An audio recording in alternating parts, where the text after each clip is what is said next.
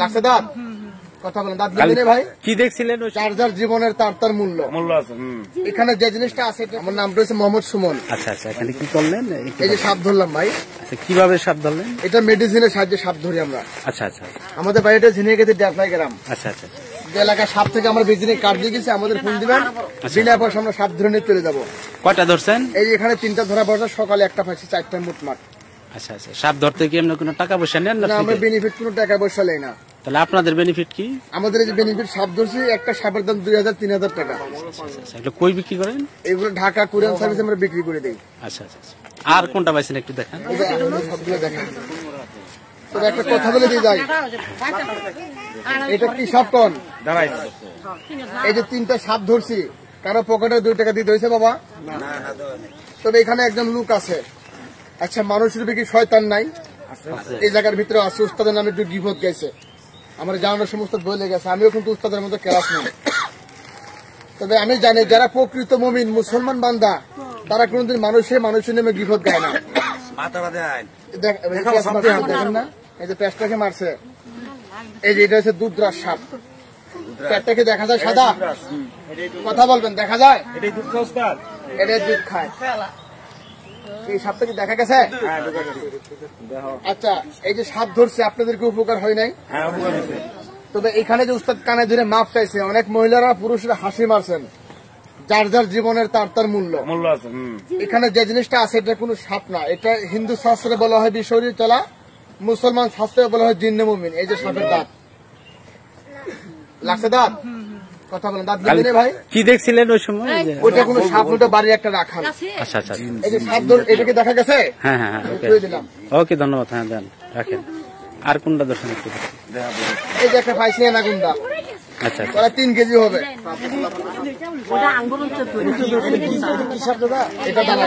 এটাও দাঁড়াই। আমরা যে পরিমাণ বান্ধিছিলাম, আপনারা জানেন তো মুরব্বী, প্রত্যেকের বাড়িতে যাই 1 গ্লাস করে কাঁচা গ্লাসের পানি রাখবেন। আমি হাত মুখ দিয়ে পানিটা পরে দেবো, সূরা ফাতিহা বলে সন্ধ্যার পরে ছিটিয়ে দিবেন। আর উস্তাদে দেখছে, একবারে এই মাথায় থেকে এই মাথায় 4টা বাড়ির ভিতরে ইয়াসিন দোয়া উল্টা পাঠ করে কুফরি করে রাখছে।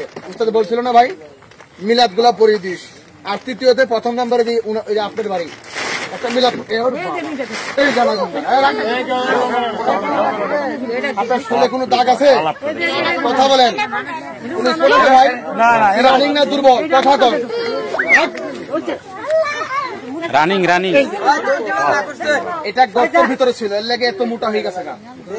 দেখা গেছে বাবা? হ্যাঁ, দেখা গেছে। কথা বলেন, দেখা গেছে? হ্যাঁ, দেখা গেছে। এর কি দারাজ? আচ্ছা, আরেকটা কি? এইটা হচ্ছে সাপ। হ্যাঁ, দেখান। প্রত্যেকের বাড়িতে থেকে 1 গ্লাস করে কাঁচা গ্লাসের পানি রাখবেন।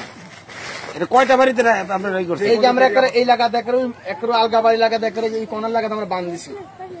আর এই বান্ধের ভিতরে 4 বাড়ি ক্ষতি আছে, একটা যুবতী মেয়ের বিয়ের ঘর বন্ধ আছে, ওই সকল বাড়িতে মিলাদ শরীফ পড়ে দিই। একটা কথা বলা হয় যে কুল্লু নাফসে যায়কাতুন নূর এমতা দাতুল বেহুল ঈমান। আমাদের নামে অযথা বিপদ গাছ না বাবা, তাহলে শান্তি পাবি না।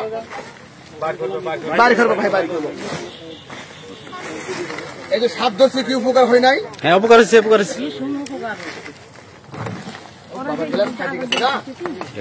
কি উপকার হয় নাই ভাই? কথা বলেন। হ্যাঁ, উপকার হচ্ছে। এর চেয়ে উপকার উস্তাদ করে দিয়ে মানুষের 5টা উপকার করে দেয়।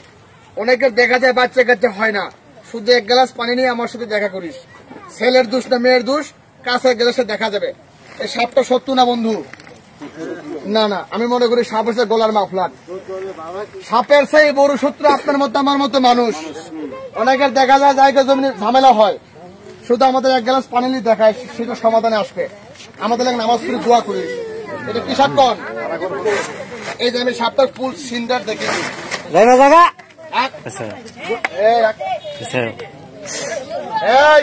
আমি সর্দার।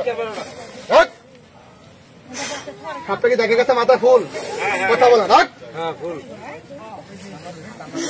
দেখা গেছে বাবা? হ্যাঁ, দেখা গেছে। যে এলাকায় বান্ধিছি 1 গ্লাস করে পানি রাখবেন, 4টা বাড়িতে পুকুরি করা আছে, 3 বাড়ি আছে, গ্লাসের পানি রাখলে ভাসবে।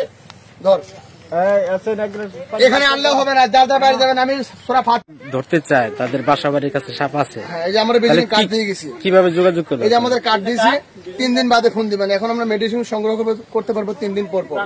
এই জন্য কি খরচ দিতে হবে? না কোনো খরচ নেই। যদি ইমার্জেন্সি কারণ লাগে আমাদের, যখন ধরুন এখন মেডিসিন নাই, আপনি ইমার্জেন্সি লাগবে তাহলে খরচ দিতে হবে। আর যদি বলেন ধৈর্য ধরেন 3 দিন পর তো ফিরে এসে ধরে নিতে হবে। আচ্ছা ঠিক আছে, ধন্যবাদ। আচ্ছা।